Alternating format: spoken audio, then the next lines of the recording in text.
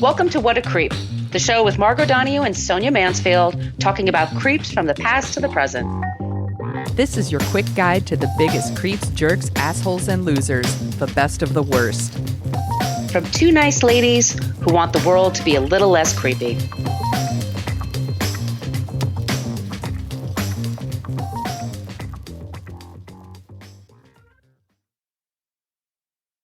Welcome back to What a Creep. This is Margot Donohue, and my cohort in creepitude, as always, is the amazing Sonia Mansfield. Hey, Sonia.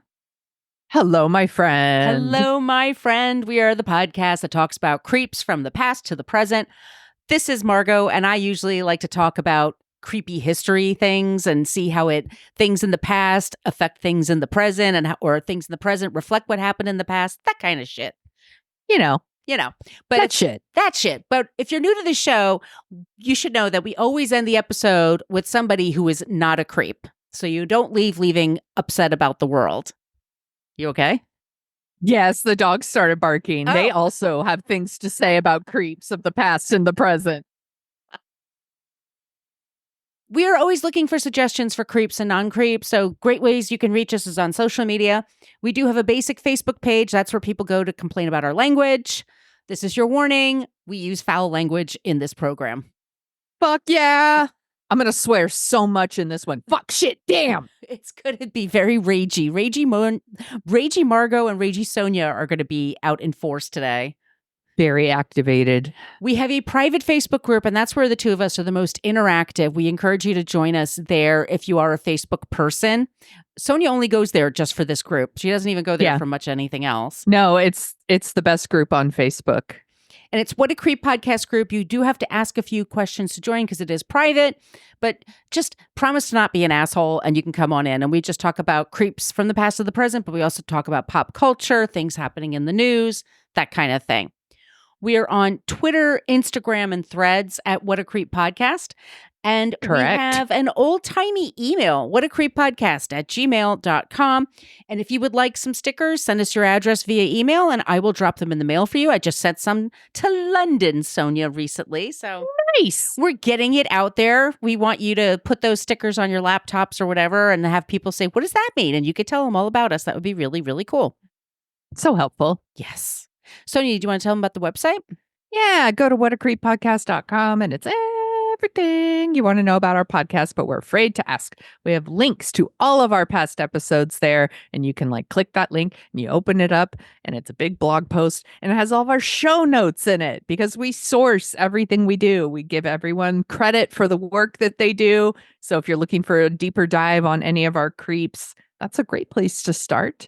We also have a link to our merch shop where you can get t-shirts and tote bags and face masks and all that stuff. So do that. I heard that, do you guys have Trader Joe's in New York? I was just there today. Okay, I heard they released new tote bags and everyone's losing their shit. They're lining up and their concert tickets or something to get these new tote bags. But you could just order some tote bags that have What a Creep logo on them. You should just do that instead. With our faces on them. It's amazing. With our faces. Yeah. Or we have a couple of other cool designs that you could put on there, but you should do that. I just thought it was funny that people would line up for tote bags.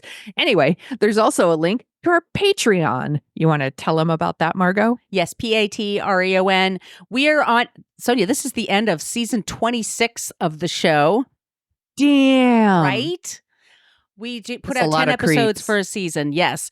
We have our first 9 seasons on our Patreon wall that's paid only. And then we put out 2 bonus episodes a month. And those bonus episodes are video. So you can see our pusses. And we talk about our pusses. Our pusses. That's that's a thing, right? Face? She means our face. If you want to see other stuff, you have to go to our OnlyFans. That's our OnlyFans. Yeah, onlyfans.com/whatacreep. No, I'm kidding. We don't have an OnlyFans. Yes, we do. We're right next door to Ellie from Below Deck. She's under the name Balkan Biscuit. Or Biscuit. Balkan Biscuit. That's her name. Is that really a thing? It is really a thing. I'm an episode behind. Good to know. All right. We also put clips on there for free. Some stuff that's associated with the show we're working on, the episode we're working on, or our other show, Dorking Out. So you can sign up for Patreon for free if you want to. But we want to thank Aaron, who just joined this past week. Thanks. All these things help us with the costs of the show. Another way you can help us, though, is to leave us a review wherever you get your podcasts. Is it iTunes or Apple, or is it Good Pods, Spotify, whatever? If you could leave us stars that would be amazing. And we want to say thank you to Sasquatchitarian. Yep. For a 5-star review about our Neil Gaiman episode. And thank you so much. We appreciate that. We really appreciate that. And I don't know what a Sasquatchitarian is. Is that someone who only eats Sasquatch? I remember that from the $6 Or Million do they Man. not eat Sasquatch? No, the Sasquatch could eat you. I mean, Yeah. but it doesn't eat people. It just kind of roams around campsites, apparently. Right? Yeah, that's what I don't understand. know. I remember that from the $6 Million Man. We call him Yeti. You call him Sasquatch. I'm really old. Well, Sasquatchitarian, go to our What a Creep group and post in there what that is, because I'm curious. Or send us an email. And we've been getting really nice emails lately from people just saying how much they enjoy the show. It really makes us feel good. You know, it's just the two of us. We're not a part of some big network or anything. And we're not famous. Right. So we're really pleased when people reach out and pay attention. And I know we're both making heart faces at each other. Like, oh. Yeah. We love it when people say that they love us. Yes. Everyone needs a little bit of that, don't they? Yeah, they do. Especially right now. Especially right now, considering what's going on. We're based in the States, in case you didn't know. You can't tell by our accents. We're in an election year in America. An election year, honestly, is like an LOL. It's usually these campaigns go now for about 1.5 to 2 years out. It's ridiculous. It's been fucking ridiculous. Non-stop. It's campaign. Upsetting. It's stressful. It's not fun. It has some peaks, but a lot of valleys. Yep. And there's a lot of bullshit that happens. Rhetoric gets ramped up. And we hear really awful things. And we like to think, like, when did this happen? Oh my God, this is so out of the blue. And I'm going to kind of give you a history lesson like, nah, this is very American. This has happened over and over again.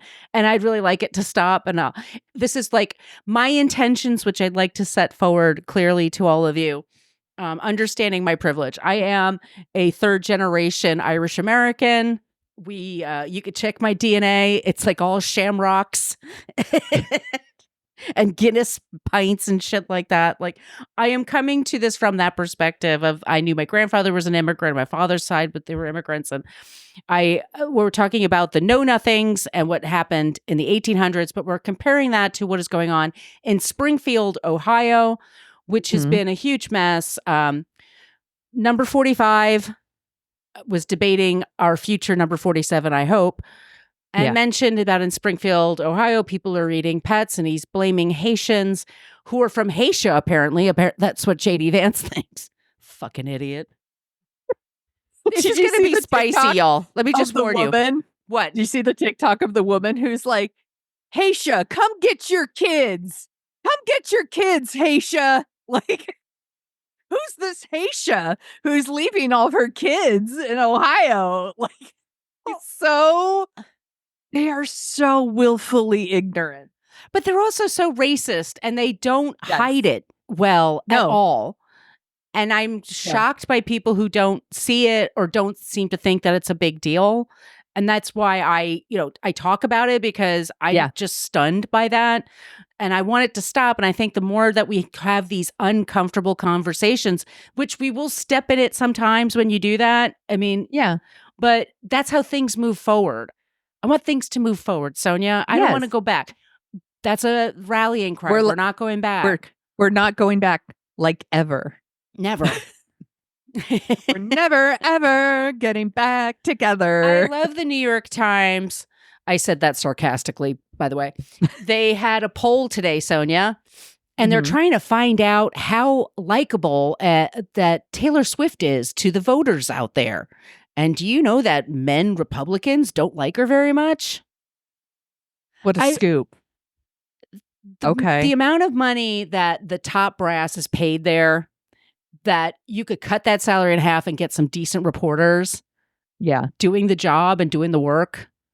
Yep. And they just can't understand why people are calling them out, and they're just shocked. Maggie Haberman, is that how you pronounce her Haberman. last name? Haberman, who has been covering Trump for years and years and years, apparently went on NPR this week and was like, well, the left has been really criticizing the coverage of Trump and it's making it really hard and blah, blah, blah. Like basically blaming the left for calling her out She on calls doing it a an shitty industry. job. Yeah. And it's like, no, bitch, you're doing a shitty job. Yeah. Like, she lets him say whatever things he wants to say, even when they're lies, and she just puts it in the paper like it's fact, Right. and it's like that's that's not what a reporter's supposed to do. You're not supposed to both sides everything. You can call a lie. There's objective truth. Yes, that's what journalism is supposed to do. And I don't know where it got lost. And that might be a future episode because I think it might have started with, well, it's probably always been there, but I think William Randolph Hearst had a lot to do with this. Hearst has been an episode I've wanted to do for a while. I have a couple of his biographies. He's a fascinating character. I find newspapers very interesting. I mean, Sonia was a reporter for years. I read them. I grew up reading them. My parents were big readers. I like newspapers, but they're struggling, y'all. They are. And there's a reason for that. And they think that by doubling down on, I don't know, both sidesing, that they can attract more people. And it's like, no, you're actually doing the opposite. You're alienating a lot of people that are looking for facts. Like, I'm not interested in reading a newspaper that's a Fox News. Right. Just like I'm not interested in reading a newspaper that would be whatever the opposite of Fox News would be. Like, I would like one that tells me the truth so that I can read that, digest it, and be like, I know these things to be true.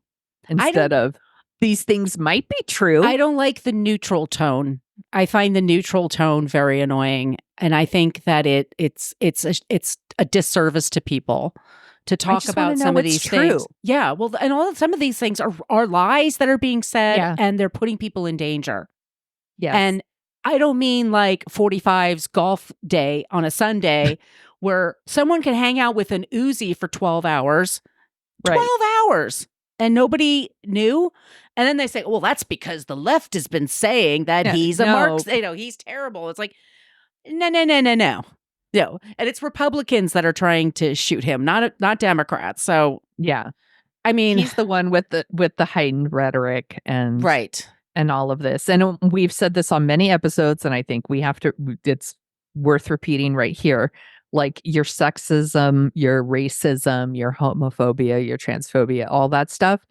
It's not a difference of opinion. It's shit's wrong. It's shit's fucking wrong. You're wrong. So if you're thinking we're going to both sides racism, you can eat my ass. Ooh. And I stand with her on that. Because I really have no fucking patience. Like my friends. No. Yeah. I'm not going to say anything else. I'll get in trouble. Okay. Let's get into it. Let's just get into it. So Sonia. Yeah. Do you remember the movie? Okay. Do you remember? I'll do it this way. Yeah. Do you remember the movie Gangs of New York? Oh, yeah. Did you watch it? Did you? I saw it in the theater. No, I haven't seen it a few times. I've seen it once in the theater. And it was grimy and ugly, and I hated the way it made me feel. But I did think Daniel Day-Lewis was really, really good in it. Well, he was. And he was playing a real character, Bill the Butcher, who was... we're going to go into this. We're going to talk about America in the past. What I really want to focus on today is racism, of course, but the nativist movement, the Know Nothings, which was a political party that had a lot of power in the middle of right before the Civil War here in the States. I want to talk about nativism, and I also want to kind of connect that with what's going on in Springfield. I am not an expert on anything here, and Springfield is still reeling from what's going on there. We're trying to get the proper information. The kids there's when Trump said that they were eating pets, what started happening, because there's a large Haitian community, there's about 20,000 of them in a place Here legally, by the way. it's a temporary pass, but they're here legally. And Haiti is a country that's been through several upheavals over the years. I know Haitian people. There's a large Haitian, I live in Brooklyn. There's a large Haitian population here. I know lots of people. Let me tell you also about living here in the States and living in a big city here in the United States. One of the best things about it. I thought about today, when I was at the Trader Joe's getting my haul, spending $200 when I brought one bag, and I was like, I'm just going to get this, this, and this. And then, of course, pumpkin, what? Yeah, pumpkin everything. You get in this cart right now. I need you. Those new egg sandwiches, what? Yep. The food is goddamn delicious. You want to know why all the I'm going there later today. Yeah. When people talk about America, like, why do people in New York and San Francisco and like Chicago, like, why do people just talk about food all the time? Why are they always at restaurants? Like, because it's fucking delicious, because we have a variety. Our palates are amazing because we're not just fed the same shit all the time. Like, we can, yeah. So I ordered so much delivery this week, y'all. And what I ordered was Indian food and Ethiopian food. It's fucking delicious, man. It's the best. Have you had a jerk patty? Jamaican food, the jerk patties, or it's like a cornbread with meat. Well, you don't eat meat, but back when you ate meat, oh, shit's delicious, man. Okay, let's. All right, enough food talk. Right, you're just making me hungry. Right. So there's businesses that were, and Springfield was a town that very middle America, had their industries, had their people, and people raised families. And then there was the Great Depression, but there was 70s, there was unemployment. There's been, up and down in especially like there are large sections in the Midwest, car culture. It's tradesmen and craftsmen, men and women. I mean, it's people that work with their hands. We say blue collar here in America. I don't know what the equivalent is. Factory work. Production, exactly. Yeah, production line work, things like that. People get their hands dirty. People who, they can't do it online. They have to show up in person and work. And it's physical. It sometimes has a risk to it. It can be kind of dangerous.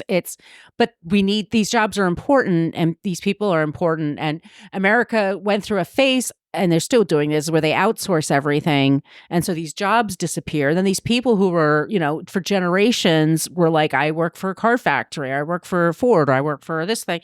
And they're not there anymore. And then they started coming back. And then Springfield needed labor. And what happened in Haiti, and there's been several things. They've had flooding, they've had war, they've had earthquakes. They've had, it's an island nation. I mean, things can really happen there, like with weather-wise, but also with what's happened politically. And people are like, I don't know, why don't we go to that place where they claim to like immigrants, and you're welcome there, and you can have your rights, and as long as you're willing to work and be and contribute, you can live here. And so these people are like, yeah, that sounds damn good. And so a lot of people from there, and also Venezuela, were coming to Middle America and up in places like Maine, where they have to then assimilate. And there has been some growing pains. I mean, people who spoke Creole/French from there, they now have to learn English. And we're going to talk about like some events that happened in Springfield, but we should also mention that it does not say RSVP on the Statue of Liberty. Fucking A, Sonia. I see her every day day from Clueless.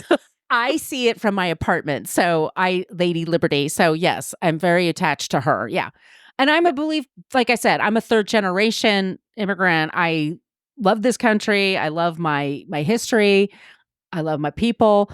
I'm happy to meet so many interesting people here. And I think that's just what we should be doing. This is what makes us great. Yeah. Right. And some people just can't handle that. There's some growing pains going on there, but there's this rise of distrust for people because they're not speaking the same language. A lot of times it's a lot of men that they send, and they have families back home. And single men or packs of single men can be seen as a threat. white or black, doesn't matter. I mean, but True. people are, there's been an adjustment. And when Trump said that, there's been 33 bomb threats. As the time of that I was writing this, there were 33 bomb threats that were targeting Haitian residents in Springfield. Once again, they're there legally. Yes. And my mother even used this term, used to drive me crazy, illegals. It's like you just can't, it's a way of dehumanizing a person. We're not going to talk about Nazi rhetoric today because I will lose my damn mind. I'm already upset by this, but the way the residents are trying to rally, and it is dividing the town now because there's people that are like, look, you know what, their problem, we got to get them out. And there are people like, no, they're great. The business owners are saying they're the best workers they've ever had. Right. They're on time. They work there. They live there. Yes. They pay like they go to the businesses there. They're shopping. They're eating at the restaurants. Yep. They're contributing to that economy, and they've been there. And because of what Trump has done and JD Vance, like, he's put a target on them, and it's it's going to spread. It does spread. Right. And so they had neo-Nazis walking through there last weekend, which JD Vance was like, meh, shrug. He doesn't mind having a country that people do that. Yeah. By the way, this is his state that he represents. He's a senator for the Congress. state. Yes. Yeah. He doesn't give a fuck. But the residents there are trying to fight back. I actually saw something today, Sonia. I saved it to my phone, but there's people there that are like, what can we do? And it's sometimes like the simplest thing you can do, like something you enjoy can be something that's super helpful to somebody. Yeah. And there are people there that love this Haitian food, like, because it's delicious. Oh, yeah. And so it's called Conquer with Love. And that's what the Springfield resident called Conquer with Love. And then people are making a point of going to Haitian restaurants so that they can support to show that they support them, which is like, God bless America. That's what I love when we do that. But let me tell you also about America right now, just to remind people. Inflation is under 3%. Violent crime is at a 50-year low. Dow hit an all-time high yesterday. Unemployment is low. Jobs are plentiful. I question that one because I think LinkedIn and a lot of places just advertise for jobs, but they're not really hiring. But gas prices are low. We aren't deployed in any wars. Okay, Ukraine and Israel, you can make a point, but we're not deployed there. Energy production is also at an all-time high. These are all facts. This is all things that are going on right now. But you would think that America is a total shithole if you talk to some people. Prices are too damn high, by the way. They went up during the pandemic, which 45 mishandled, and which is why we had a supply chain problem. But the CEOs at these companies got very fucking greedy and jacked up the prices and kept them there. And they haven't brought them back down. And they don't pay their employees more. Nope. They take those bonuses. Mm-hmm. This shit's deadly, and it's got to. We as a nation have got to get a handle on things. But Sonia, I think it's time. Do I just go into this episode or not? Yeah, let's do it. Okay. If you've been keeping up with the news, you may have heard about the city of Springfield, Ohio, where there have been over 33 bomb threats as of this posting, targeting its Haitian residents. How did the situation come about? Today, we will delve into the origins of the Know Nothing Party, also known as the American Party, a nativist political movement in the United States during the 1840s and 50s. Understanding the history and policies of this party will provide valuable insight into the current immigration debates that the U.S. is having today. We're going to take a close look at this party's history and ideology and see how it continues to influence us to this day. The content warning is racism, bigotry, and just general assholery. Maybe if you have young kids, think about it, because some of these stories are kind of scary. We probably already alienated them with our language. So the 5-year-olds are like, this sounds boring. Boring. Later. My sources are, because we source everything, Smithsonian, Britannica, Politico, CNN, Newsweek, Springfield News Sun, New York Times, The Guardian, BBC, Springfield Commission meeting. There was a meeting where a neo-Nazi. This is August 27, 2024. This is where it all began. If you can go there, you can look at this link. A neo-Nazi started spreading rumors about Haitians and what So they were fucking doing. gross. Yeah. Piece of shit. Him. New York Magazine, Washington Post, NBC News, The Atlantic, and the podcast The Dollop. They also had an episode about Know Nothings that I thought was really helpful. That sounds like a bunch of fake news. Fake news. All the links are there. Just swipe the artwork on the app and you should be able to get to them. Yeah. So the Know Nothing Party existed between 1844 and 1860. What was going on in America at that time? We've always had immigrants coming to America. We're immigrants, by the original immigrants. Correct. Like nobody who lives here, unless you're a Native American, right? Nobody who lives here didn't come from an immigrant. That's the whole thing about America. It's like right. And when we were kids growing up, we called them Indians, and they're Native American. Now we say Native Americans, which is funny because here they refer to themselves as Native Americans, and they mean white Protestant people. They don't mean anybody else. Mm-hmm. But yeah, this is what happened. We came to this country and then decided, we're going to call it America and we're going to speak English and we're going to do this and this and this. And that's, tough shit if you don't like it. So the Know Nothing Party came about because there were two parties. There were the Whigs and the Democrats. And the Democrats were actually at that time, which Republicans at these things love to say to this day, were very pro-slavery. And they were. They weren't great. They're not great. No. And there's always been this conversation going on about should there be slavery or not. Believe it or not, it was a discussion that had to be had for like 100 years before anybody had any balls to do something about it. It was mostly religious institutions that basically really were spreading the message like, this is not okay. Can't be doing this. America was going through... We had what was called the gold rush, which was the westward expansion. And the gold rush caused a lot of people to move west, but it also, that inflated the prices. So there was inflation. So people were having to move. They were having a hard time making ends meet. And people were having to like get jobs or different jobs. So they were losing work and having to go places and find work. And then they go places like a city and they look at themselves and they see a bunch of Irish Catholics or Germans having jobs. And they're like, that should go to me. I'm a Native American. And that was that's the nativist movement is at the Native American Party was people who were born here are Native Americans. You can come here, and the timing switches all the time.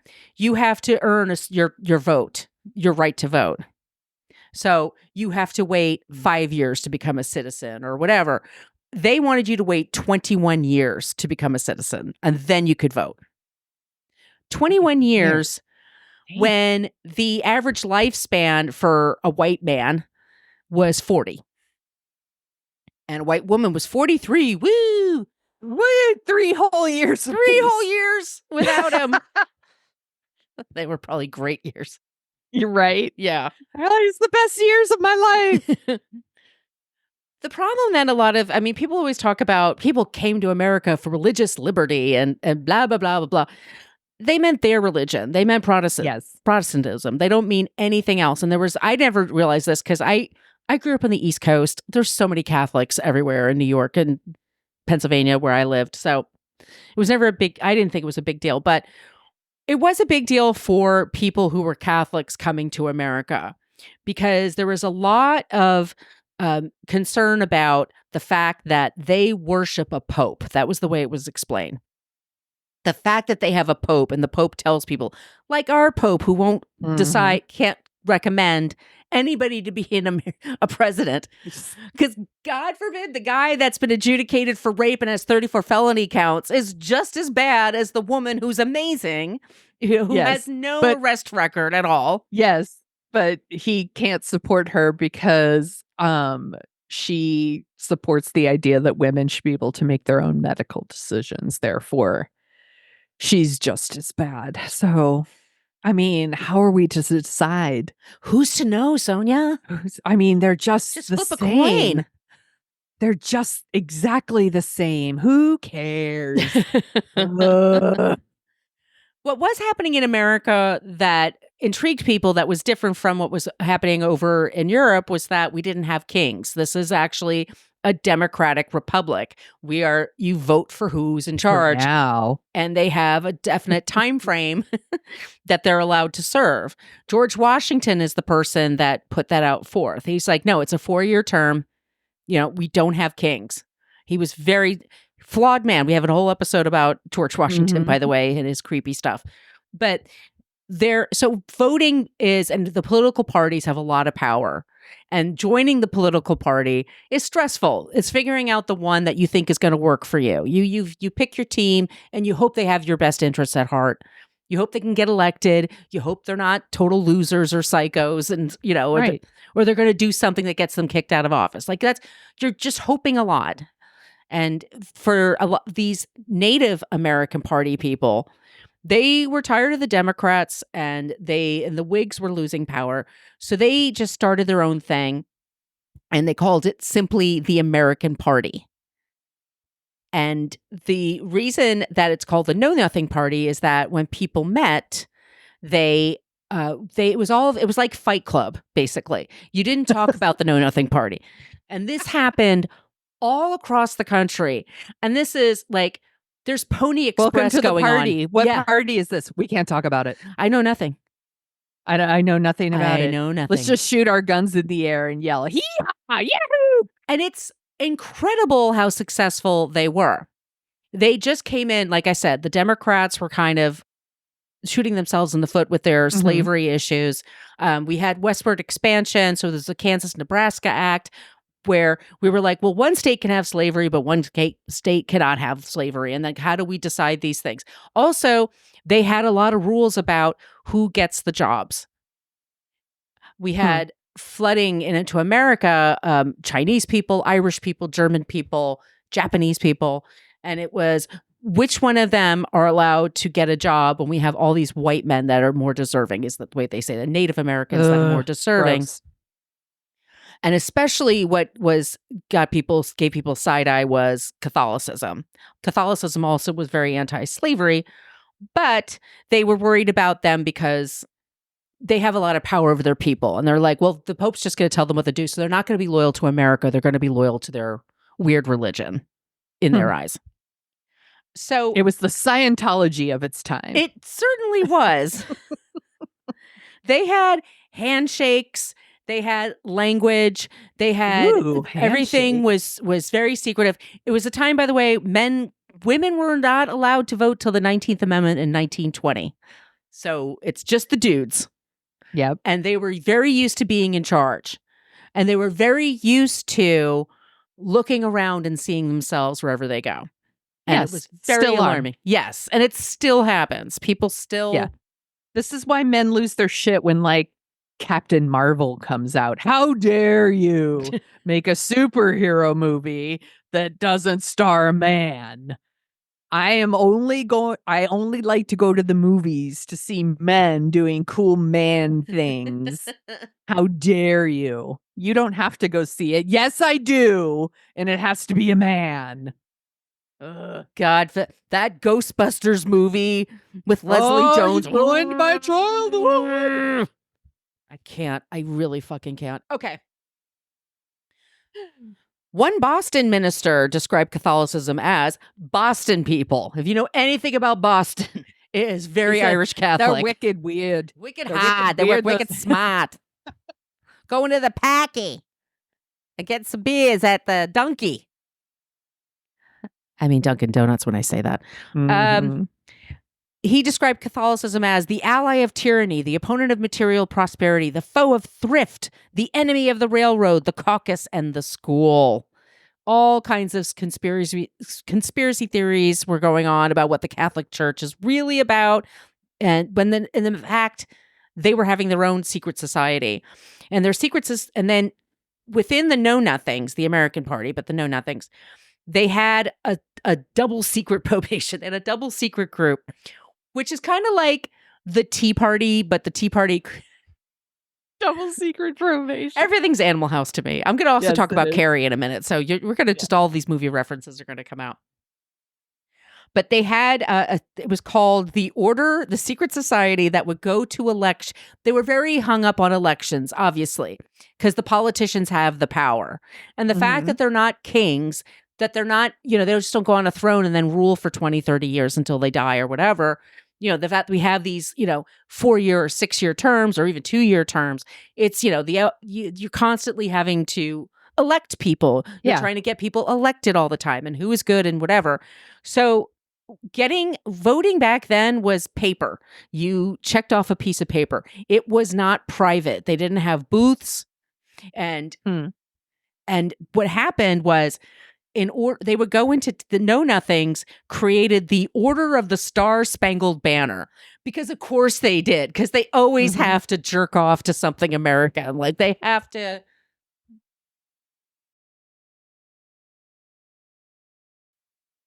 It just makes me crazy. It was founded by Charles B. Allen in New York City.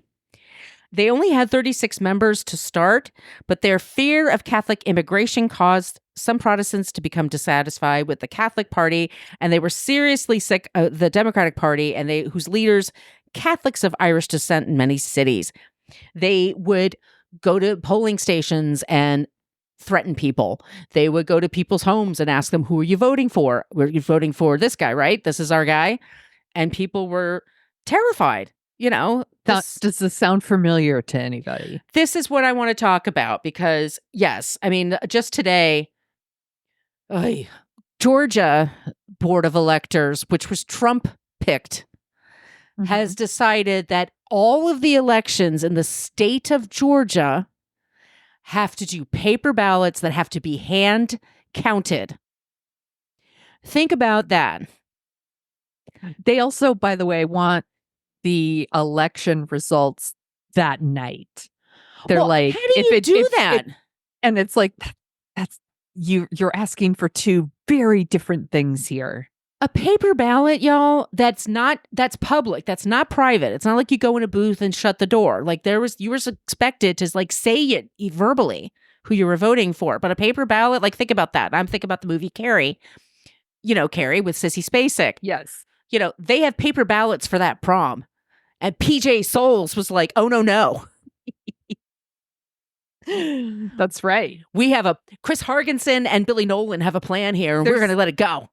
There's a lot of voter intimidation going on right now, too. There's like sheriffs and other police officers are driving around. They're writing down addresses of people who have like Harris Walls signs in their yard. Right.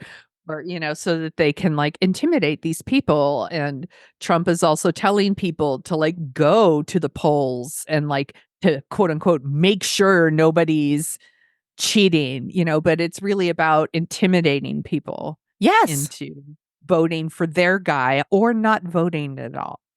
Or not voting at all, or the woman, God forbid, that they're voting for. I mean, there's a lot of that intimidation that goes on, and I'm sure it happens all over the world.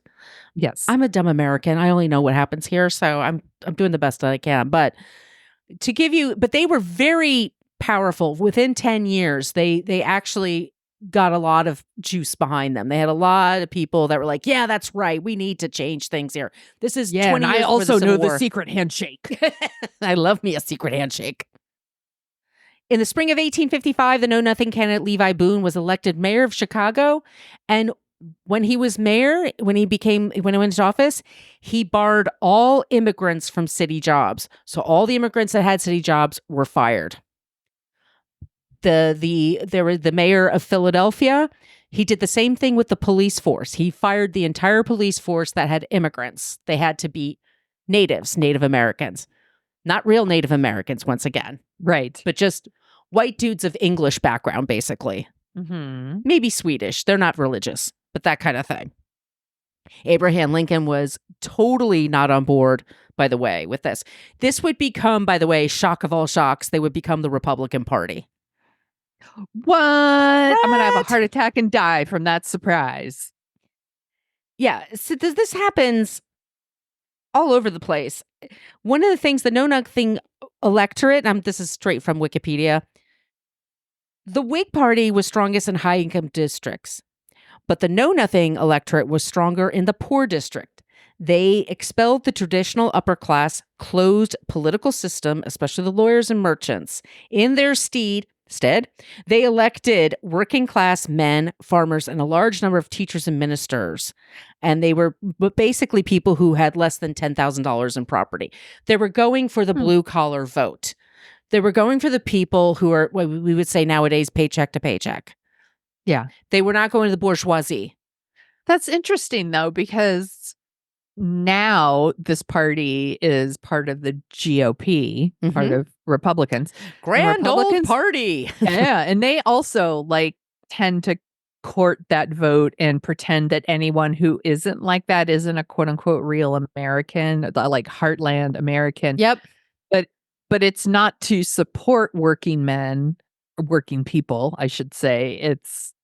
They're getting them to actually vote against their own interests and support rich people with the promise that, well, you might be one of us someday, so you should protect us. Exactly. Or we'll take care of you. We're the creators. We're job creators. Yeah. We'll make sure you'll be able to open your bar. You'll be able back to our trickle down economic episode on Reagan. And none of those things happen. So also they were very much into the temperance movement. Believe it or not, they were the Native Americans wanted to actually close the bars and the pubs. There's fighting and stuff that happens there, but it's also places where people go to talk politics. And you get a little drunk, you get a little loosey mouthed, and then you talk to somebody and they tell you, that's not what happened, dude. This is actually what's going on over at City Hall. They don't want that. They want to keep people obedient. Yes. Which is part of that temperance movement. So here come the Germans and the Irish who don't care about temperance, let's just say.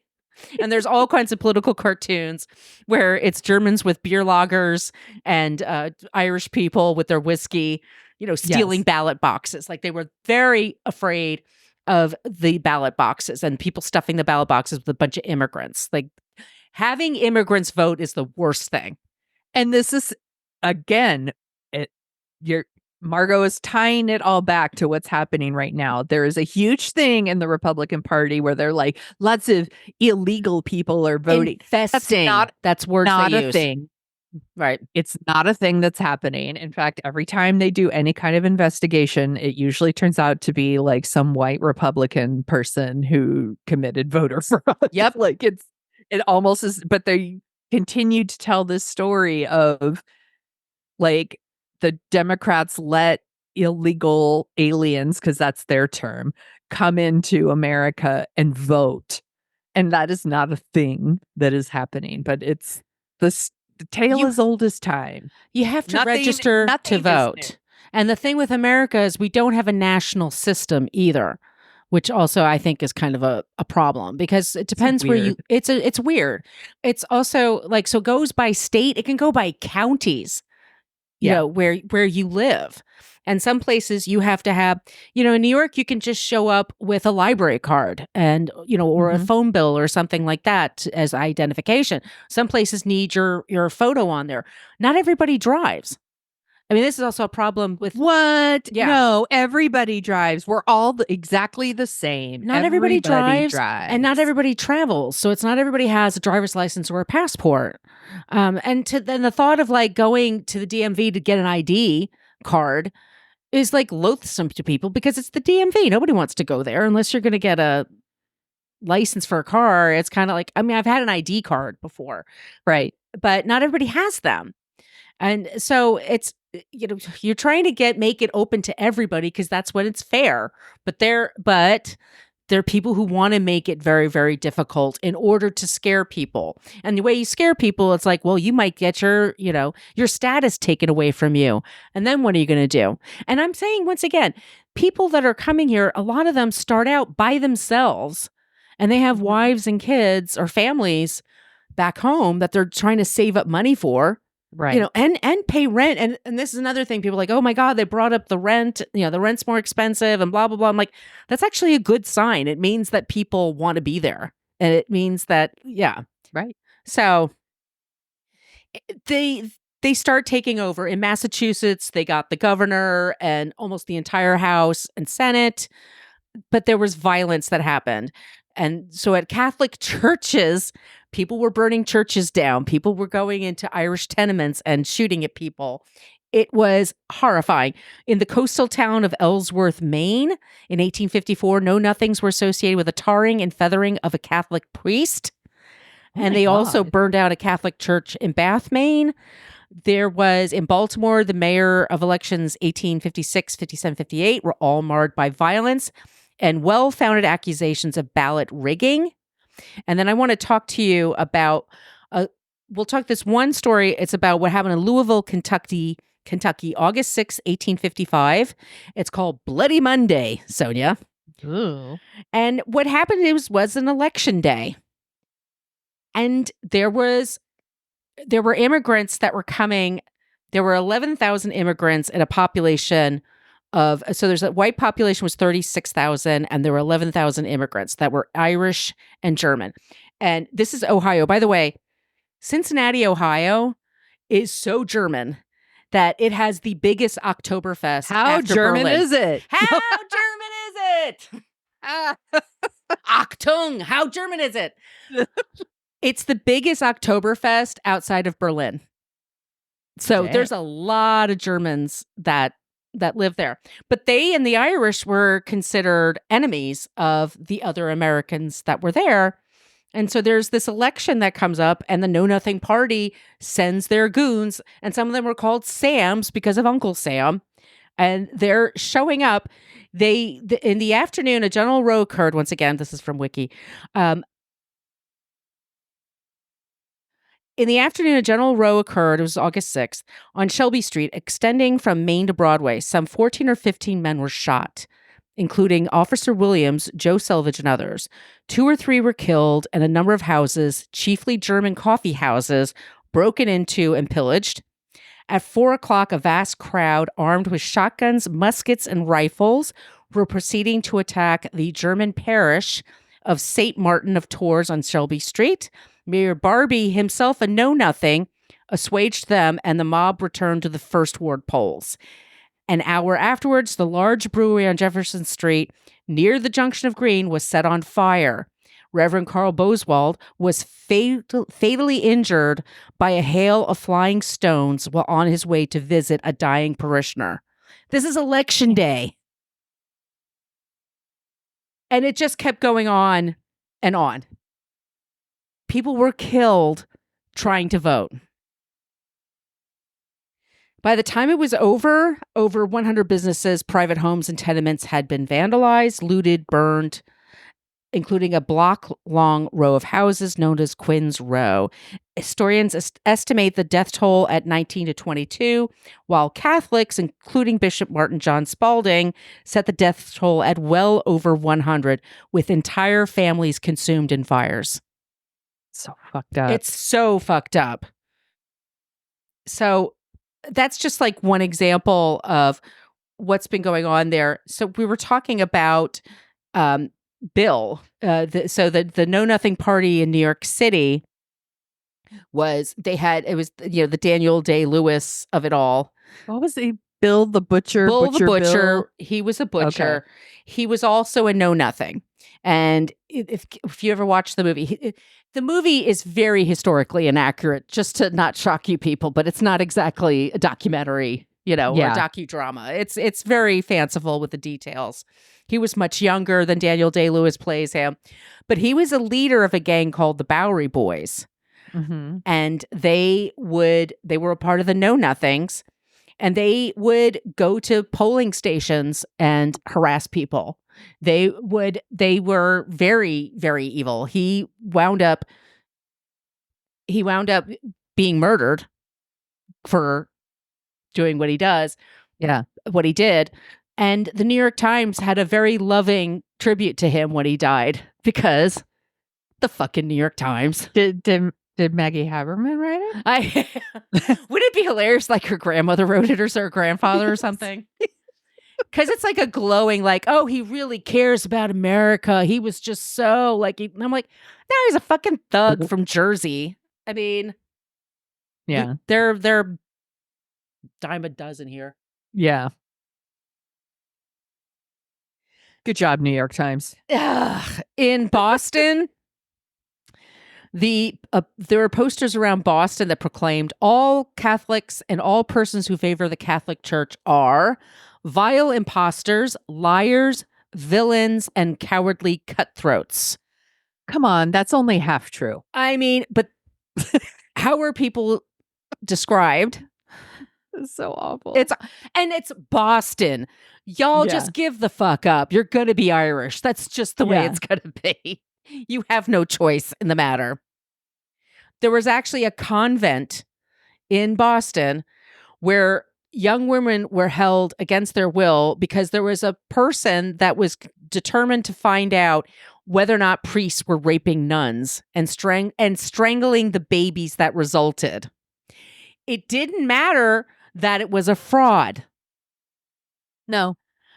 The conspiracies were so... truth is that they believed it, Margot. They believed it to be true, which is the George Costanza thing. It's not a lie if you think it's true. You believe... Yeah, exactly. Right. Exactly. So there was posters around Boston claiming that all Catholic persons are vile and that there were these women being raped against their will. These nuns were being raped by the priests, and then they were strangling the babies that came out. So priests were being attacked in the streets, called rapists and murderers. There was a woman named Maria Monk who wrote about this and was violently anti-Catholic and was totally with the Know Nothing gang. She was a pick-me girl for the Know Nothing gang. And wrote a book about priests raping nuns and strangling babies. And it sold hundreds of thousands of copies all along the East Coast. Damn. She was so close, though. They were actually raping altar boys. Exactly. She was so close to getting Almost it. got it. Yeah. The Know Nothings eventually just kind of lost steam. They lost power because people were kind of grossed out by them. They behaved terribly. Fingers crossed. Fingers crossed, yeah. But they were behaving badly and people were getting tired. They just brought chaos with them everywhere. Mm-hmm. You could never also relax. Sounds familiar. Right. So it eventually was exhausting to people. And so eventually the Democrats did get back into office, and then the Republicans absorbed themselves into that party and had a little bit of the Whig stuff with them. And they were also anti-slavery, by the way. And they love to tell you that all the time. Yeah, because it means they're not racist. It means they're not racist, even though they're super racist and say the most fucked up shit. My parents were Republicans, by the way. They weren't racist, but they were very white and very much of their generation. My parents are Republicans, and one of them is very racist. I'm like, don't. That's super racist, and he's like, well, that's the part I love. Like, okay, cool.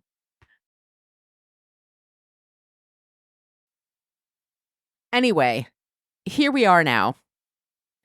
What happens is that by the 1860s, America's going to have a civil war because we really have not even something that should have been settled. Never happened in the first place, by the way, but things that should have been settled by then hadn't been. So then we had that. So anyway, here we are, 2024, the year of our Lord, 2024. And we have Springfield. And I'm just going to give you just a few facts about Springfield. Once again, this is a story in progress. Normally, we like to talk about things that have already happened so we can give it some context, but we can't. But we also can't keep our eyes off of this because, to me, this is very illustrative of what has happened in the past and what could happen again if we're not careful. Yeah. And we have to look out for people. And America is a gigantic country. We have room. We have room for people. There is. Yes. It's just appalling to me that people don't want to say that. No, they just want to. They're just trying to blame others. Right. For your state of your life. Yeah. Well, it's got to be those people. And it's like. Yeah. The party that talks about personal responsibility is also the party that's like, it's not you, it's them. Right. It's them. They're stopping not you. Yeah. Which is a form of gaslighting. or triangulating or any other like the psychology terms that people bring up. But yeah, it's a way to manipulate people. Mm-hmm. It's not working. The supposed billionaire who's been married how many times, who has 34 felony counts, who's been adjudicated for rape, who cannot run a nonprofit in the state of New York because they're so gross, because they steal from it. They steal from people who can't. He flew to Montana, y'all, recently for an event, a poorly attended event, by the way. He had to land in a different city than the one he was going to be at because he owed that other city money. And they said, you cannot fucking land in our airport until you pay. Yeah. And he has the same problem in Texas. He wants to go to Houston. This is why he does all these outdoor events, because they're free. They're free. But then they're not. But then they protected. They can't protect it properly, Yes.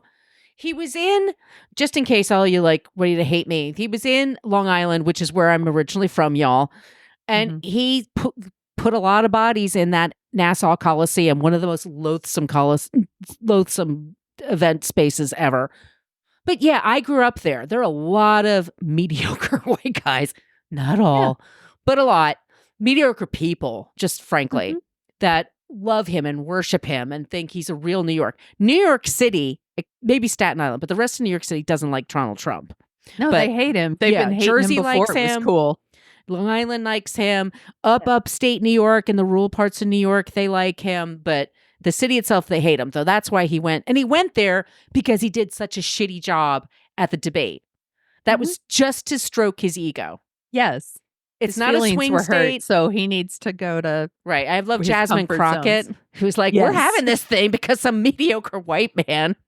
Anyway. His feelings got hurt in the debate. So let me explain. So this is Springfield that I'm just going to finish up with. This is from CNN. That there are between 12 to 15,000 immigrants that are living in Clark County. About 10 to 12,000 are Haitian background. The census says that Springfield is 60,000 people, so that's a decent chunk of people. Like I said, many of them you'll be talking about this when you talk about your non-creeps. A lot of them don't know how to drive. Didn't know how to drive a car. Yeah, because it's an island culture. They just don't do it. So they have to learn how to do that. They then had to have teachers be able to teach English to the influx of kids. They had teach English to the influx of adults so they can read the signs and they could read menus and just like try to make it here. But that's what you do to help people. That's how you come together as a community. Yeah. It's called fucking kindness. Harmony. Check it out. It's called harmony. How do we do this? How do we make this so... Do for your community. It's all about doing for your community because we all help each other. We all have our strengths. We all have our weaknesses. But together we can get shit done.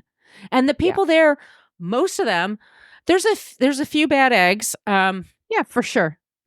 There was a woman there's people that have called and said, once he started saying that they were stealing, this Nazi was saying that they were stealing pets and eating them. People started calling him like, my cat's missing, my dog's missing, what's going on? And then it turns out they just ran away. Probably because they knew their owners are psychos. Yeah, or they found their cat in the basement. In the basement. That one lady that I posted in our Facebook group today.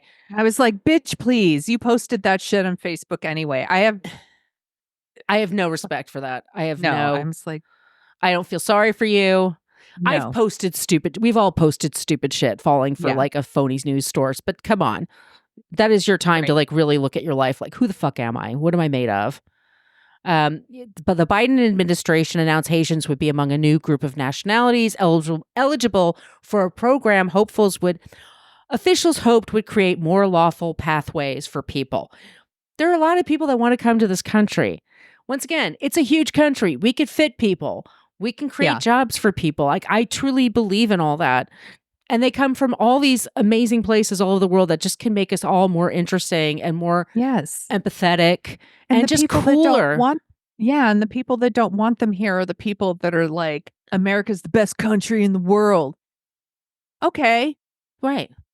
That's why they want to come here then, right? Right. They're also the people that say, if Harris wins, I'm leaving. Bye. Where are you going? Go to Haiti. Go to Haiti. No, yeah. And they're like, Well, I just won't feel safe here. Oh, really? Oh, imagine that. So you're going to seek asylum in another country, huh? Good luck. And these Like, they'll never get it, though. the They won't Haitian piece it together. and the Haitian community is very Catholic and Christian. Some people are like, oh, they're into voodoo, like that Marianne Williamson, that dipshit. We'll talk about her one day. Yeah. Said, oh, you don't understand. They're into voodoo. You just like you're an elite. You don't get it. I'm like, Bitch, do you know how many white women I know who are into voodoo and witchcraft? Give me you a who fucking sells break. crystals to people Yes. and woo. That's your whole Yes. fucking brand. Not Right? foreign policy, dipshit. Get the fuck away from me, Marianne Williamson. Fucking hate her. Always have. Never trusted her. She sucks. And yes, and What what a cunt. that was going to be the name of our show. What a cunt. The Republican governor, who's been the mayor of Springfield has been great, but he's also saying, like, we got to calm shit down because Trump and Vance want to go there. And put on a rally. They want to keep going. Yes, they want to keep stirring up shit. And by the way, they're doing all this shit because they don't want people talking about, one, their policies, and they can't win on their policies, which is why they're trying to suppress voting, because they can't run on that shit. And they also, like, Trump's feelings were hurt at the debate, and he doesn't want people talking about that. So, like, they start weird bullshit culture war stuff to distract from other things. So it's just what a waste of time. And they want to go. They don't care if people get hurt, by the way. Like, no, they just don't care. No, a man was murdered at his gig. I call it a gig for Trump. His gig. I love it. He was murdered. A man that has kids was part of that community. And like everyone's forgotten about him. You think Trump gives a shit? No, he does not give a shit. He literally could care less. It's just or couldn't care less. Right. Yeah. I also just want to end it with the governor of Ohio is a red state. It's one of those like when Democrats win it, it's like, woo, we got Ohio. People who work, who want to work, people who value their kids, who value education, these are positive influences on our community in Springfield. And any comment about that otherwise, I think, is hurtful and is not helpful to the city of Springfield and the people of Springfield. I think he could say that more forcefully. But he's Republican. He's a politician. And he's a politician. And he doesn't want the Trumpers bothering him. But they don't need this bullshit. They don't need this bullshit. Nope. Nobody needs this bullshit. No. So I'm just going to end it there, Sonia. I hope it was informative, entertaining. I think it is, because it's another example of how everything old is new again. Yep. And these tricks, these things that they're doing, this is all just dirty playbook shit that they've done for years. And I'm hoping that they are becoming less and less effective. But right now, it's still really hurting people, and that. Yeah, there's people hurting, and there's people that are scared, and they're calling bomb threats at kids at elementary schools, for Christ's sake. The hospitals, the elementary schools, the city hall, college. like all of them are having to shut the colleges. They're having to shut down because of this shit. And people like Trump and Vance, they don't care. It's just a game to them. It's 100% a game to them, and that is going to kind of lead us to our non-creeps. And I want to say also that Sonia is going away. Sonia's birthday is coming up. Everybody, write it down. October 2nd. Woo. She's a Libra. I care about balance and justice, y'all. We're going to be replaying our Ray Cohn episode that week because she's going to Hawaii. I'm taking Calvin to Oahu for a week. So we'll be replaying that, because that's a good one y'all need to listen to, because everything Trump's doing, he learned from Ray Cohn. So here we go. All right, Sonia. Yeah. So I've got a couple non-creeps for us. So I'm going to talk about Nathan Clark and Shanette Williams. So just over a year ago, Nathan Clark and Danielle Clark's 11-year-old son, Aiden, was killed in a car accident on his way to the first day of school. Like, he was thrown from a bus after a minivan hit it. Like, it veered into oncoming traffic and hit it and knocked the bus over. Like 20 students were injured, but he was thrown from the bus and he was killed. It was My very question, sad. did you ever ride the bus to school? I rode the school bus to kindergarten. Yeah. And then after that, like, I would walk to school, or I took the public transportation. I took the county connection. I wish I bus. did. The bus always scared me. But Calvin rides the school bus every single day.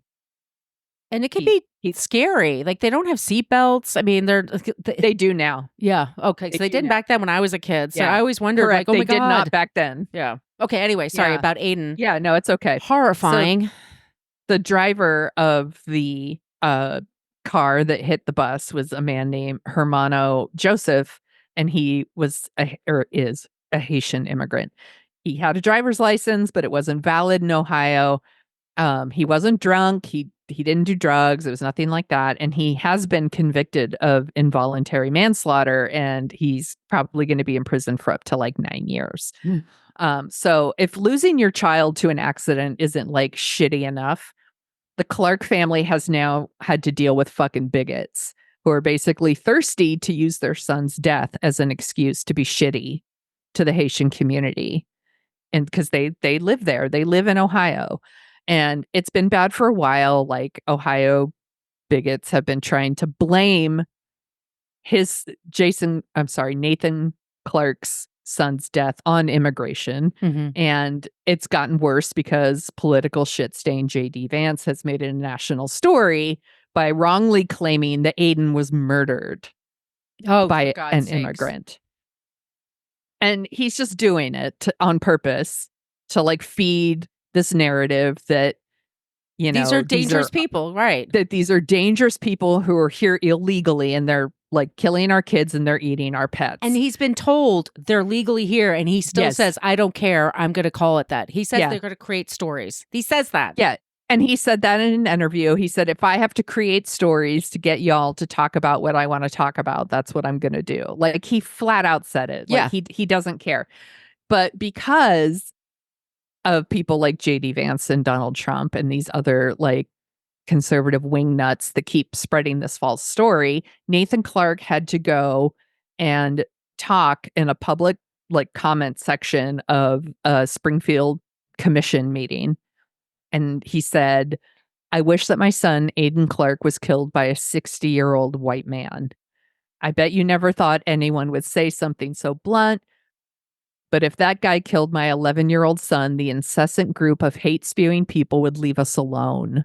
Oh my God. The last thing we need is to have the worst day of our lives violently and constantly shoved in our faces. Wow. And he goes out and he calls out all these people by name who've been saying it, including like J.D. Vance and Donald Trump. And he says, they have spoken my son's name and used his death for political gain, and this needs to stop now. They can vomit all the hate they want about illegal immigrants, the border crisis, and even untrue claims about fluffy pets being ravaged and eaten by community members. However, they are not allowed, nor have they ever been allowed to, mention Aiden Clark from Springfield, Ohio. I will listen to them one more time to hear their apologies. Good And for they him. said, to clear the air, my son Aiden Clark was not murdered. He was accidentally killed by an immigrant from Haiti. His tragedy is felt all over this community, the state, and even the nation. But don't spin this towards hate. And he's not going to get his apology. No, because like Vance's people released a statement, and it said that this is Vice President Harris's fault because of her border policies, and that they will put the Clark family in their prayers. I hope they Eat tell my him to fuck ass, off. J.D. Vance. You're such a piece of shit. Nathan Clark shouldn't even have to give this speech. And I can't imagine like that people have to share like the most awful thing that's ever happened to them in the world on a public stage to get other people to behave fucking decent. makes me angry. And it happened again at the Democratic National Convention. All these women got on stage and they talked about like these like absolutely awful stories about abortion and rape and things, just so that they can like push for the government to let women make medical care decisions for themselves. And then the other woman I wanted to talk about was Shanette Williams, who was just at the Kamala Harris event with Oprah. Yes. And she's the mother of Amber Nicole Thurman, who actually died in a hospital in Georgia thanks to this abortion ban. Like, she had a very rare complication. She took like an abortion medication, and there was still some like fetal tissue, and she started bleeding, all this stuff. And she bled for like 20 hours, and the doctors wouldn't help her because they were afraid of being prosecuted under the abortion ban. And eventually she died. And if they had given her a DNC, which is what they call Yeah. that, she would have been fine. Yeah. But like, no. instead, she bled to death. Not only did she die, but like it went on for 20 hours. And her family didn't know, like no one was called or. Yeah. Yeah, Shanette Williams goes on stage at Oprah's event with Amber's older sisters and spoke about what happened and said, "You're looking at a mother that is broken. The worst pain ever that a parent could ever feel for her father and myself and the family. You're looking at it. I want you all to know that Amber was not a statistic. She was loved by a family, a strong family, and we would have done whatever to get my baby, our baby, the help that she needed." And I want to say, like Nathan Clark, Danielle Clark, because she stood with her husband while he was giving that speech, Shanette Williams, they are non-creeps and they shouldn't have to do this. right. It is fucked up that like they have to like do this, that they have to be so brave, and it's really, really hard what they're doing, that they have to unpack their trauma for you, for the Right. world, so that we can remember that these are human beings. And there's people like Trump and Vance and Ted Cruz and Matt Gaetz and all these Dudes. fucking losers. Like, they don't think politics is real. They think it's a game. Right. And they want to win. They think it's football. Like, you need to be on our team and we're going to win. And like, these are real people. And the rhetoric, what you're talking about with the know nothings and all that shit gets people killed. Yep. And these people are real people and they're gone.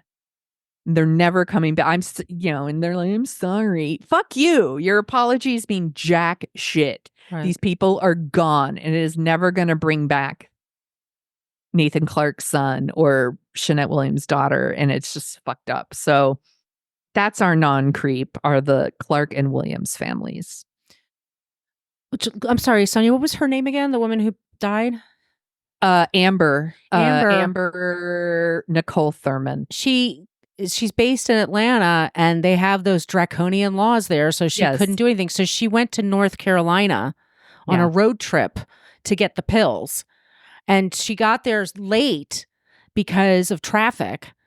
So the doctor just gave them to her. And normally they would have you kind of hang out and make, it's like when you get a flu shot or something. They say, sit in the chair for 15 minutes, whatever. They just had to let her go.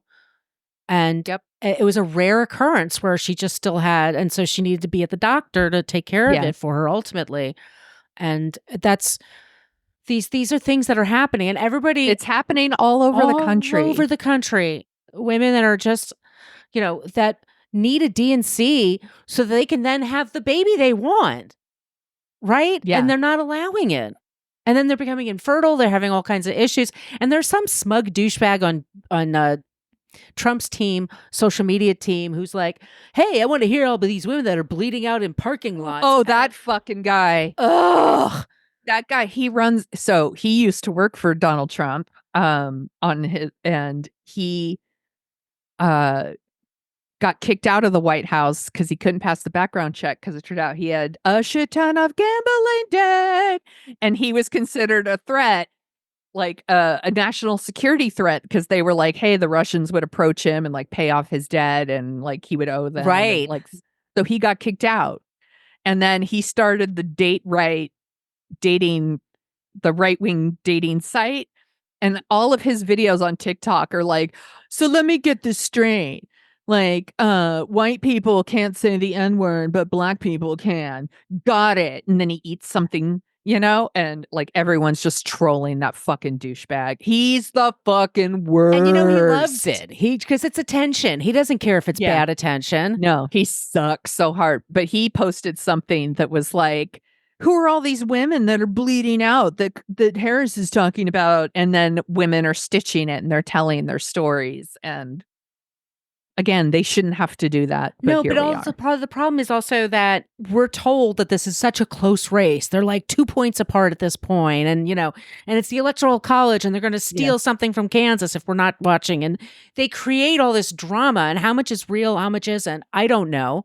But it also adds to the agita, and it adds to the aggravation and the urgency. And then people feel like, fuck, I got to say something.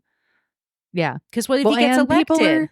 This is how we're going to get another fucking brawl at a voting site. Like there's going to be, I feel it, like something bad's going to happen on election day because people are fucking scared. People don't know what's true. Right. And it's all dialed up to 11 right now. He wants a national day for voting, which sounds great, but not everybody can take that day. We have people are disabled. People have jobs where they're, military people are all over the world. I mean, people have all. I've got a paper ballot. I got a mail-in ballot this year because, I don't want to. I mean, New York's not a swing state. I've done mail-in voting for years. Yeah. My voting place is actually really close. I just walk down. I vote. It's great. Yeah. It's so easy. But if you're feeling insecure, definitely see if you can get a mail-in ballot. I mean, definitely call your electors and tell them what your concerns are. And make sure you're registered too. Yes, please do that. They're doing a thing where they, they'll kick you off if you haven't voted in a while or, well, just because they're shitty. I know they're shitty. So, yeah. Definitely, like you could go, there's a ton of sites. You could just Google it and we put it on our Facebook group too. We posted in our Facebook group. Yeah. So please, if you're American, please, and you're a citizen or legal to vote, please vote. Please do. Okay, so let's just change the mood a little bit here. Yeah. You and I co-host a show called Dorking Out, where we dork out about movies. What did we talk about last time? Bride Wars. Yep. So that was a fun one. That was super fun. And then this week we both needed like serotonin in our heads badly. So we decided to cover Office Space. I believe you have my stapler. My Swingline stapler. No, this is my office. I was told I wasn't going to move anymore. I was told I could listen to music at a reasonable volume. We will be quoting the shit out of it. Yeah, I don't usually like to talk about my flair, but that's what we'll be doing this week on Office Space. But please come with us with your suggestions for creeps and non-creeps. All those places I mentioned at the top of the show, we love to use the Annie Potts GIF. We got one from Ghostbusters as a GIF or whatever. Or just be clever, pick something on your own. Our email, once again, is whatacreeppodcast@gmail.com. And I can't believe, Sonia, I forgot last week to give us our call-outs. Oh! I'm such a dipshit. Oops. So, Sonia, where can they find you? You can find me at thesoniashow.com and The Sonia Show on Twitter, Instagram, Threads, Blue Sky, Mastodon, and the TikTok. You say Mastodon every week. Like, do you really use it? Or I deleted that from my phone right no, away. but I'm there. I might get an email notification if you added me or something. I don't really go there. Yeah. But I'm actually most active on like Instagram, TikTok, and our Facebook group. Yeah. So go to the Facebook group. Where can people find you, Margot? I'm at Brooklyn Margot for TikTok and Twitter. And then I am at Brooklyn Fit Chick. That's my site, brooklynfitchick.com. And I'm at Brooklyn Fit Chick for Threads and Instagram. And I'm looking to build my audience there. So if y'all can follow me